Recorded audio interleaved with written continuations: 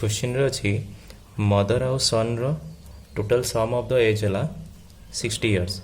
तो सी कही 6 वर्ष पूर्वर तांकर रेशियो थिला 5:1।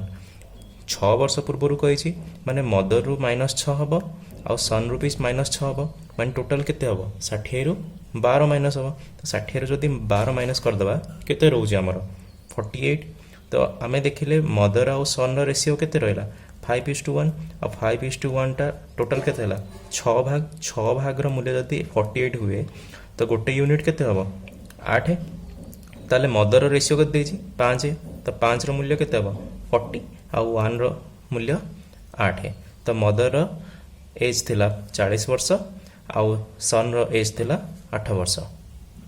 प्रेजेंट एज टा ताले केते हम सन रो प्रेजेंट एज टा केते रहउछि 8 + 6 वर्ष केते होछि ना 14 वर्ष। क्वेश्चन रे पचारिछि कोन ना तापर 6 वर्ष पर तार एज टा केते रहि जिवो। तो करंट एज जदि 14 वर्ष होला आ 6 वर्ष पर केते हबो ताको 20 वर्ष। This is the answer.